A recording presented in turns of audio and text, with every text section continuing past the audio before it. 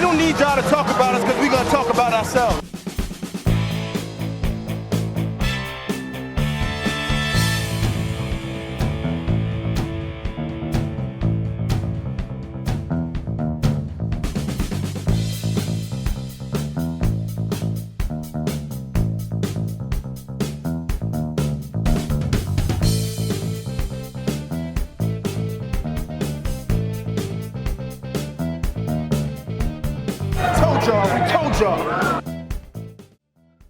Welcome back, everybody, to Titans Tube. Yes, that's right. We're back here recapping the Tennessee Titans. Victory. It's a victory again, Jake. Oh, how sweet it is. You know, the loss kind of stings after you ride a 5-game winning streak, you know. Take a loss and you just, you miss that feeling of winning again. And, dude, it was pretty much what we expected. Ugly, boring, bad offense, lots of punting, lots of good defense. But 17-10, Jake. That was our final score. I think you probably were pretty close with your score prediction from the preview, if I recall. Now, you know, I said break out the fireworks because I thought Nissan Stadium was going to run out. I think I had the Titans around 24, 28 points. Okay. So I could have been a little generous to our offense, but that's without saying I did pick them to win, Justin. So that's what really mattered. That's what matters at the end of the day. This team found a way again, and the way that our style of play has been for pretty much this entire season, 17 points. Sometimes it's good enough to win, sometimes it's not. But this is like our third straight game of 17 points. Thank goodness for our defense. And speaking of 17 points, welcome back Ryan Tannehill to the starting lineup. Yes. You can just see, I mean, he wasn't perfect. He threw a lot of incompletions. Threw a couple interceptable passes as well. But, you know, he still brings that ability to push the ball downfield, get conversions through the air, something we were not getting at all with Malik Willis back there in the past 2 games. It was good to see Tannehill back in the lineup, and especially when the Broncos did a great job of bottling up this Titans running attack. Huge game for Nick Westbrook-Ikhine, and especially a huge game. Got to give a shout out. Love seeing him get more involved, and this is what we were wanting from him when we signed him. Austin Hooper. Yes. Dude, so many good catches and conversions from Austin Hooper. Looking like an actual tight end one out there for us. I don't know what took him so long to get involved in this passing game and in this offense, but this is what we were hoping for. And what he's shown his ability to do this throughout his career here. So good to see him back there. Jake, how did you feel about Tannehill and this Titans passing offense, you know, finally getting something going, especially in the second half? I mean, I should have mentioned down 10-0 early in this game and rattled off 17 unanswered points, the shutout in the second half. Thank you for reminding me of that, Justin. I had also kind of forgotten this game started 10-0 in favor of the Denver Broncos. And to tell you the truth, man, when they kicked the field goal and went up 2 possessions, 10-0, I said, just call it, because this offense had nothing. This offense had no life in it in the first half, which is a weird contrast to what we've seen from this Titans offense under Ryan Tannehill. He's usually super efficient. They move the ball really well in the first half and they shut off in the second half. It was kind of a flip-flop reversal of offensive fates on Sunday, but still looking for 4 quarters, Justin. I don't know why. I don't know why this Titans team cannot put together 4 quarters of quality-looking football. The defense can. That's not to say our defense wasn't absolutely incredible with 5 major starters out of the lineup on Sunday. A completely dinged-up defense, playing with basically all of our backup defensive line, and still forced a ton of pressure on Russell Wilson. Love to see that from this Titans defense. Take it with a grain of salt. I mean, Denver's offense is maybe one of the few, if not the only team worse than the Titans on offense. So, you know, take it again with a grain of salt, much like the Houston game and maybe like, you know, other games before that. But this defense is great. But God, I think this team is incapable of winning pretty. And it took, we are. You asked me, going back to your original question, what I think of Ryan Tannehill, what I think of this passing attack. It took a flea flicker where 2 Denver defenders fell down. I hate to be that guy. Like, they tripped into each other. Nick Westbrook-Ikhine was not just that open by himself. They tripped, and obviously Tannehill converts on that long ball. Great move by Westbrook-Ikhine. But I will give him his flowers on his first touchdown of the day, Justin. Fantastic. That sideline grab, drag the toe, that was very, very great from Westbrook-Ikhine, because we've just been looking for a wide receiver to make a play like that. We haven't even seen a catch of that nature this season. We haven't seen a spectacular grab or a toe drag or something where, a contested catch in the end zone. So hats off to Nick, to NWI, as people call him. 5 receptions, 119 yards, and 2 touchdowns on the day. And you alluded to Austin Hooper, who also had his best day as a Titan so far. 5 catches, 41 yards, which is kind of sad that this is like, it felt like oh, more wow, impactful. what a great stat line. But definitely impactful catches, yes. Yeah, for sure. It was encouraging. And you saw, that play to Nick Westbrook-Ikhine, that first touchdown, was the first time we'd actually really seen a good throw and catch. Like you said, I was thinking about it. Like, we haven't seen a sweet little, nice, pretty toe drag swag, as who Nate Burleson would say. Yeah. That was like an A.J. Brown catch, and he put up an A.J. Brown stat line, 5 over 100 yards, 2 touchdowns. Man, what a breath of fresh air to see that going. And you know what? Maybe part of it has to do with our man Traylon Burks being back into the lineup, maybe drawing some coverages away, and maybe that helps Nick Westbrook-Ikhine to get open and make the plays that he did.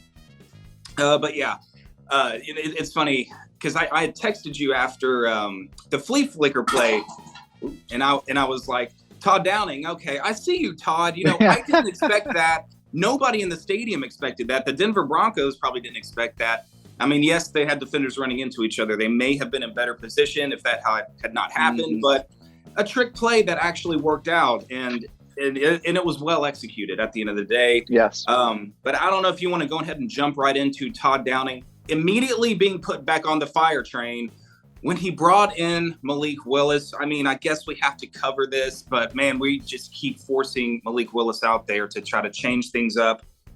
But again, Jake, it is a crucial moment in the game in the second half to pick up a first down. Why are we doing this and putting this rookie in this situation? Like, no, he should not be fumbling it. You should be able to execute a freaking easy read option and not drop the ball. Inexcusable on his part, but he shouldn't have even been out there, Jake. If you want to do stuff like that, just do it in the first half or something. But when the game could very well be on the line to convert a first down, you're going to put him out there in that situation, and he dropped the ball. And dude, I was about to pull my hair out. I was all right, Todd, head to the locker room right now after that one. Was not a fan. Man, it's, okay, so there's 2 sides of me in the Todd Downing argument, and Jim Wyatt actually calmed me down in this aspect. So shout out the great Jim Wyatt, ever steady in this franchise. First, I'll go negative, Justin. The first thing, that Malik Willis play, you said it, should never have happened. I can't even believe crucial 3rd down and 3. You're going to try and put the game away. Again, what have I said the past 2 weeks with Malik Willis in there? The Titans offense has the same problems no matter who is playing quarterback. And it's that they can't drive down and put people away. They've had so many opportunities all year long. They've been in opponent territory with an opportunity to put people away, and they shoot themselves in the foot. They bring out Malik Willis to do a read option on 3rd and 3. Just the fact that you even had the gumption to call that play and put in Malik Willis, who has literally been sitting on the bench in chilly Nashville just for 3 hours, and now you're like, all right, 7, get in there. You got it. Yeah. And it's just, you're just killing the kid's confidence at this point, because you're just throwing him in there cold on a crucial 3rd and 3, fumbles it again. This is the 2nd time we've seen this from Malik Willis. That's poor ball security. I hope it's not rattling him too much as his confidence grows potentially. But man, just what an awful, awful, awful play call. And the thing was, Justin, the thing why I texted you immediately, okay, Todd Downing, like I don't want to see him anymore. was just it was so believable. As soon as they said, oh, Malik Willis is in the game, Tannehill is on the sideline, I just like why are we here? Why have we brought ourselves here? We're doing this to ourselves at Todd Downing. Now, okay, Justin, the other side of me, the optimist, can say that, 1, the Titans haven't played their best game all year, and they're 6-3. So that's pretty good. They haven't played even remotely close to what we'd call a nice, pretty win. Every single win has been by, one possession and honestly less than 3 points. But anyways, the optimist in me, Jim Wyatt, was doing his mailbag, and I read it from time to time, and he mentioned how people wanted Shane Bowen's head in 2020 and in early 2021 as well. And because this defense was going nowhere, they were giving up big play after big play. There's no pass rush on the quarterback. And everybody was calling for his head every single week because there'd be a receiver running 20 yards uncovered, and yeah, right. I remember that. And so 2 years ago, Vrabel stuck to Shane Bowen, and now look where we're at. We have an elite defense. I'm going to go out on a limb and call them elite. Again, we have another test with Aaron Rodgers and Lambeau this week, but this defense is really, really good, Justin. So is Mike Vrabel playing that same patience game with Todd Downing? I don't know, but just the fact that these Malik Willis plays keep getting called in crucial moments in football games in opponent territory. Why? Like, just why? I have no clue as to what possesses Todd Downing to make the play calls that he does, or when Derrick Henry rips off 7 yards, 10 yards, 9 yards. Okay, let's take him out on 3rd and 2, and let's throw a go ball to Nick Westbrook-Akina. Now, NWI proved me wrong, but it's unbelievable. And at what point will Vrabel step in and be like, no, Todd, no, I trust Vrabel and his football acumen and his game day coaching, whatever I'm trying to say.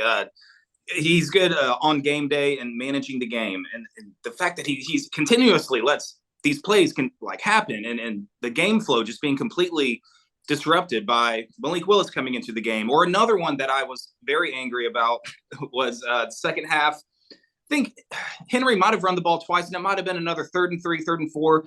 And the play call was a running play to Dontrell Hilliard. And he gets tackled for a 1-yard gain. And I remember, I feel like if that was Henry running the ball, he may have been able to drag guys to the first down marker because there was some room there. And then he got kind of stood up immediately. I kind of get the idea, Hilliard's in the game, defense is thinking definitely pass. We catch them on their heels and give the ball to Hilliard immediately. Sure, that's probably the idea, but still, it looks terrible. Just the optics are awful. Yeah, when it doesn't work. I mean, then the flea flicker worked, and if Tannehill had been intercepted on that play again, we would be like, what are we doing, Todd? Jeez. But we were looking for a spark too anyway. At that point. And I mean, nobody saw that coming. So continuously every single game before the ball is even snapped, we're scratching our heads what is Todd doing? What are we doing in this situation? I mean, after 9 games, I don't know what to expect to change. Going back to what you said about Shane Bowen and making that comparison, what I will say is I think J-Rob has given Bowen a lot more and better assets to work with since the defensive turnaround, adding Bud Dupree and Danico Autry. Tier Tart kind of coming into his own as well. Drafting a Roger McCreary turned out to be clutch because of how unclutch the Caleb Farley draft pick has turned out to be so far. Now he's put on IR. So hate that for Farley trying to prove himself, and he can't stay on the field. But anyway, I think the defense does have way more talent, and on offense, we're trading away A.J. Brown, having to have Saffold walk. Lawan, unfortunately, goes down with an injury. Now, Ben Jones is on the injury report with a concussion, I saw. So, good Lord, if Ben Jones can't go, I don't know what to expect out of our offensive line while he's out. It's not going to be better, I can tell you that. But, yes. So, I don't know. So I feel like Todd has less to work with here, especially in calling passing plays. But I mean, it's still just the situational game day, awareness and game flow kind of feel that he kind of gets lost on me with what we're trying to do. So I don't know. We'll see what happens with Todd, unless there's a big turnaround in the offense. Maybe if we go on some kind of playoff run and are putting up points, maybe he stays. But I would really like to see a fresh start at offensive coordinator, honestly. I'm with you. And, I'll give him the rest of the year. I I know that on game day, I'm with you. I'm pulling my hair out. I can't even believe what is happening on the field. I'm texting you like Todd Downing shouldn't even like ride home with the team, even though it was a home game. You know, just go hit the showers now, Todd. We'll see you on Wednesday. Yeah. And then you just do the thing where you lock him out of the facility. You know, just change his passcode. Don't tell him, and just have him take a hint. But I'll give him the rest of the season, Justin. I'm with you. I think the offense has nowhere near the talent of the defense. I'll concede that. And that was evident in who is believed to be probably our wide receiver one right now, Robert Woods, dropping a crucial like 3rd and 5 slant. He was wide open, wasn't going to get hit, and he just dropped it. So like Todd Downing can't be blamed for that. He schemed the guy open. Robert Woods, he's open. Tannehill delivers the ball to him, and he just drops it. So I'm with you on the talent aspect of things. But man, hopefully the addition of Treylon Burks, something I did like seeing from Todd Downing. I walked into that game on Sunday, Justin. I said, if Treylon Burks doesn't have 5 or more targets, like complete failure from a game planning aspect. And they got him involved early. They got him touching the ball early. Yeah, he only went 3 catches for 24, but I think he had 6 or 7 targets.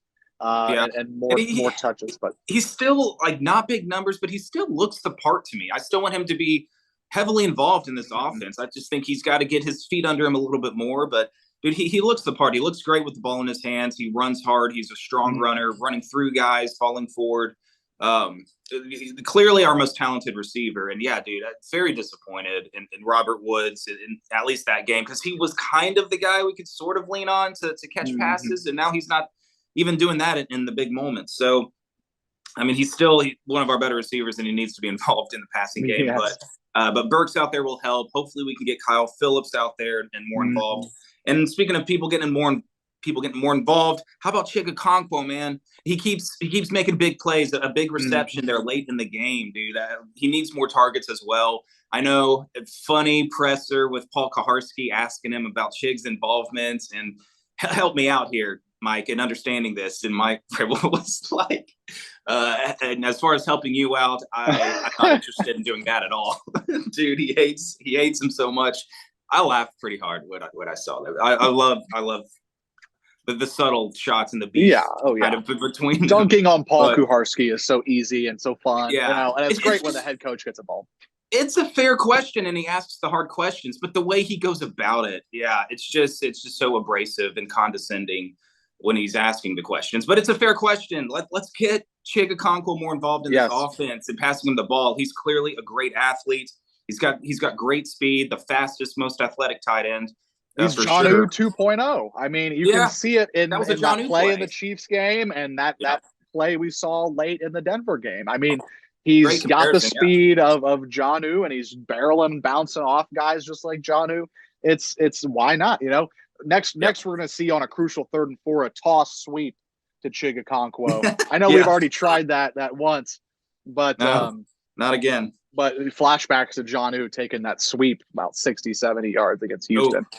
Yeah. But crazy, man. I don't know what to expect from this offense moving forward, but I all I know is that there's nowhere to go but up, and there's nowhere to go besides get better, because it's just as ugly as it is right now. We have a lot of time to get things figured out. Yes, I know the Jeff Saturday Colts won on Sunday. It would have been nice to separate even a little bit further, but the Titans have time to figure this out before January. They have time to figure this out before the end of the year.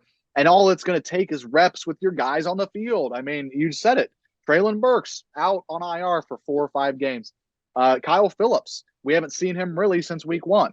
And he was shining week 1 in this passing game. Tannehill looked very comfortable going to him and him being that guy. So as long as these pieces come back and we start shaking the rookie rust, that doesn't even make sense. But get these rookies more involved in this offense, I think you could see a slight improvement. Are they going to be world beaters? Are they going to be the Chiefs? Are they going to be the Bills offense? Are they going to be the Dolphins? No, you can't realistically expect that from this group. But will they get better? I think they will. And much like Shane Bowen, all it could take is maybe a little bit of patience, but it's wearing really, really thin. Yeah, for sure.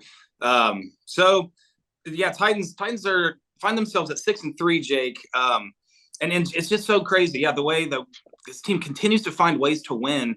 Again, Jake, we're right now we're positioning ourselves really well. If we keep finding ways to win ball games, I mean, we're right there with the Chiefs and Bills. It sucks that we lost that game to the Chiefs, and it sucks that we have 2 L's to the Bills and Chiefs. So no tie-breaking scenarios will help us out there. But I mean, just imagine if we had somehow been able to close out that game against the Chiefs, we would be like, I think, the number 1 seed in the AFC, which is ridiculous. Mike Vrabel, I mean, I know miracle worker. He's a miracle worker.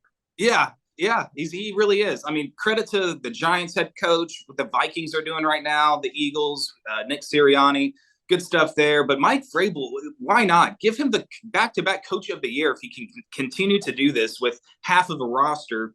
The way that Mike Vrabel is able to get these guys to compete, no matter where they come from. I mean, dude, I had to write these names down. How about the defensive performance? Mario Edwards Jr., got Rashad Weaver, DeAndre Walker. Did we get him as an undrafted free agent, or did we draft him late rounds? We don't even know. I want to say, we don't even know.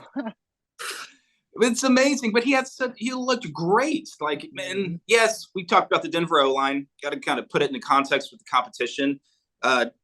Not great O-line play. But still. And who was there's another guy, Jake, if you have the box score in front of you, he had a sack and a half. Number 59 or DeMarcus Walker? No, I said DeAndre Walker. I meant DeMarcus Walker, but there's somebody else. Weaver had 1.5 sacks. DeMarcus Walker had 1.5 sacks. Naquan Jones, Mario Edwards Jr., and Dylan Cole actually registered. Dylan Cole. How about Dylan Cole, man? Laying wood. That dude is the special teams everywhere. tackle. How hype was the special teams tackle? That happened right down on our end zone. And, dude, the defense came flying off the sidelines, just fired up, dude. That gives the defense so much energy. Mm-hmm. I think somebody like Mike Keith or something was talking about that, what that does. Sometimes it might be a good idea to purposefully kick the ball, within the field of play instead of trying to get a touchback, because this coverage unit has been great this year. Mm-hmm. And being able to make a big, strong tackle just kind of elevates that vibe for the defense coming onto the field to, it's all about vibes, really. Vibes are big in football. But really juices us up. Yeah. And you want to talk about vibes, Justin. Last thing I kind of want to mention about this game. Am I seriously considering a purchase of a Ryan Stonehouse jersey?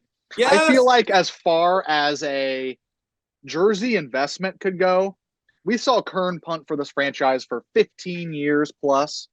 Ryan Stonehouse is a rookie and setting punting records and just looking unbelievable every single week. And he is almost saving these games for me in an entertainment aspect, because this Titans offense was dead. They were dead on Sunday before the flea flicker. Really, they did have a nice 2-minute drive at the end of the half, which was huge, by the way. That set the tone for the whole second half.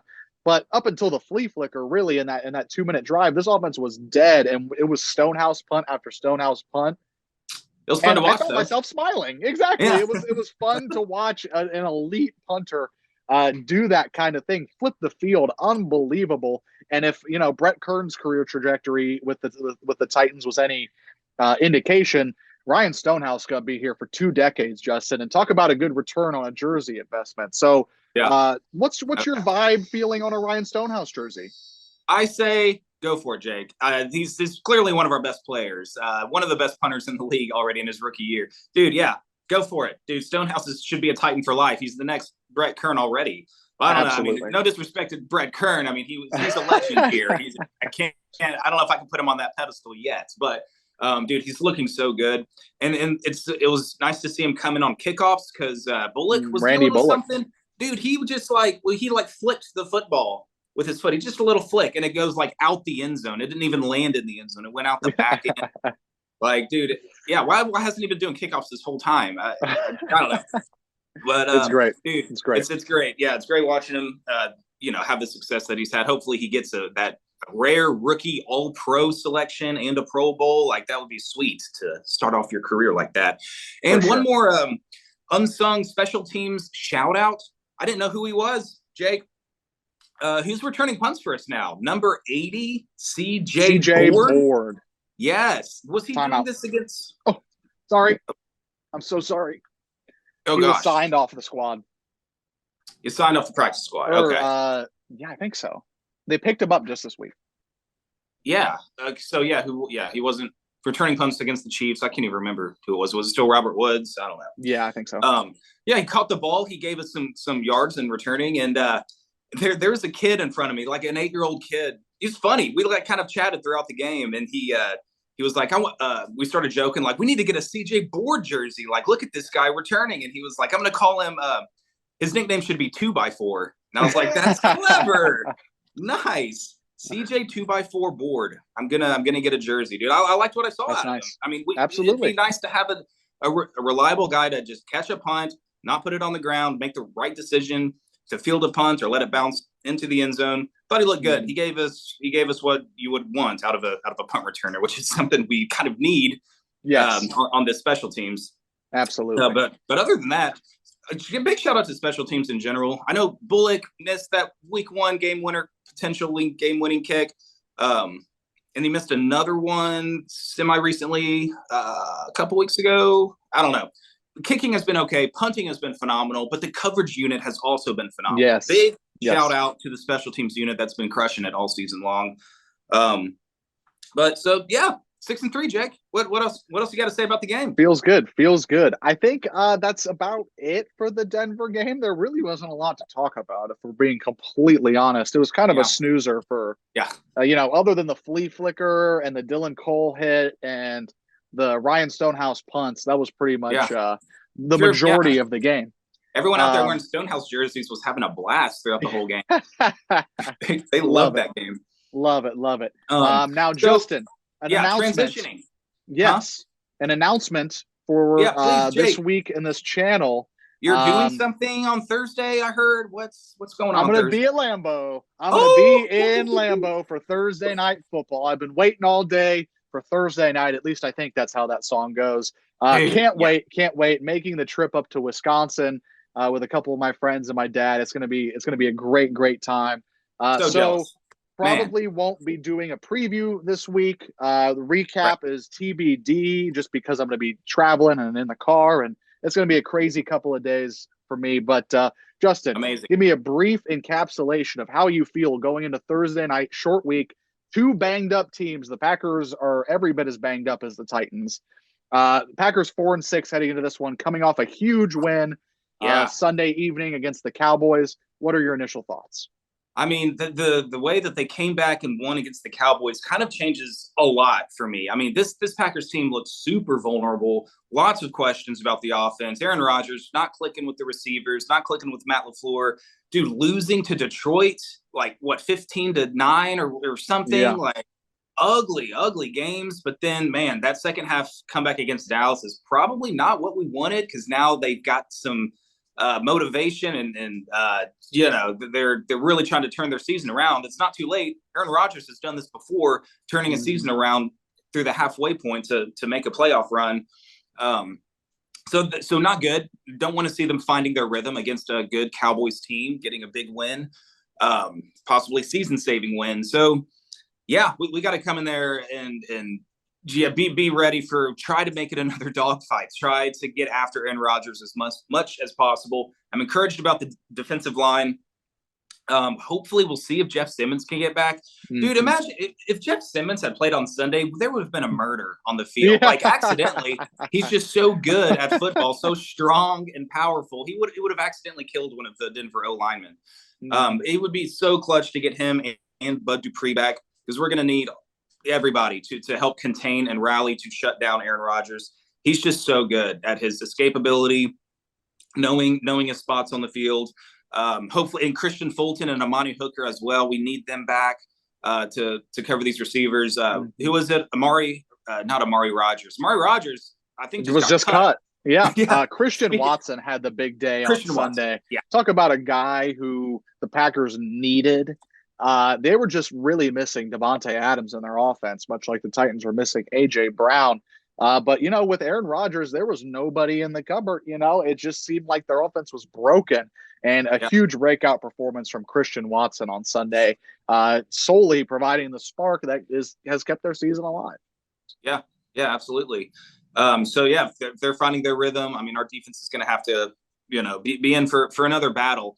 And a lot of those sacks, I felt like against the Broncos, you could credit them to be coverage sacks, because there's a lot of times where Russell Wilson was holding onto the ball, couldn't find anybody, and would have to take a sack. So credit to the DBs out there playing well and also undermanned. Oh, and we should shout out a guy who's been in the doghouse this season before, Terrence Mitchell. Yes. Terrence Mitchell played a pretty good game, batting balls away, did a good Leading job. tackler. Yeah. How about that? So good to see that from him. But getting Christian Fulton back, trying to shut down these receivers, giving Rodgers limited ability, limited options to go with the football is going to be huge. It's going to be a challenge, dude. They whipped our butts, 2 years ago on Thursday nights in a snowy Lambeau game. That was when Devontae Adams went off, though, so it helps to not have an elite talent at receiver to worry about. But, yeah, it's going to be a challenge. Aaron Jones, super talented guy out of the backfield. How's David Long Jr.? How's his health status? Huge player to keep track of in this game, because he's going to factor into helping contain Aaron Jones back there. So, yeah, we'll see. I mean, you can never count out a Packers team with a future Hall of Fame quarterback. Absolutely. Kind of finding his rhythm here coming into this Thursday night game. But hopefully, defensively for the Packers, not really super prepared here. Don't know exactly what they're good at or maybe bad at, if the running game is going to work for us. But one thing's for sure, Jake, we're probably going to score 17 points. That's what we do. So as long as more than 24. Yeah, 24 has been our cap here. So if we can somehow contain Aaron Rodgers and that offense to less than 24 points, we're going to have a chance. So hopefully we can make it another dogfight. Absolutely. I'm going to be there screaming my head off, rooting for the away team. Love to be in enemy territory. I'm sure we'll get some snide comments, but Green Bay is basically Canada. So I think they're going to be somewhat polite to us, Oh, sure. So sure. Who's to say? No preview this week, so I'm just going to throw out a score prediction really quick, Justin. I have the Titans winning this football game, moving to 7-3 on the season. Yes. I got the Titans by a score of 20-16. 2016. I love it. That's exactly the kind of score that we're probably going to see. It's going to be an ugly 20-16. I'm going to go with Titans win 23-20. I'll say 23-20. I like it. Yeah. So big time game, short week. I mean, it's an NFC game, so as far as tiebreakers go, if we have to drop a game, this isn't the worst thing in the world. And it's good that we're going to have a 10-day rest and the week before the Bengals coming to town. And good Lord, Jake, I want to win that game so bad. I want to beat the Bengals. I hate the Bengals after last year. So we get 10 days to prepare for the Cincinnati Bengals after this week. But yeah, it'll be interesting game to see how we measure up here to this Packers offense. We got to get revenge on Matt LaFleur. He got one over on us 2 years ago. We got to get one on him. So yeah, definitely. Yep. Let's take it to Lambeau on a short week. Let's have fun. Let's get out there. Let's tighten up. Like, comment, subscribe, all that jazz. Everybody have an awesome football weekend. We'll get back with some sort of recap of the Green Bay game. When that will be, who's to say? Titans do. This is a high budget operation. We need schedulers and bookers to make this stuff happen. So everybody tighten up. Have a great weekend, and thanks for watching. Peace out. Peace.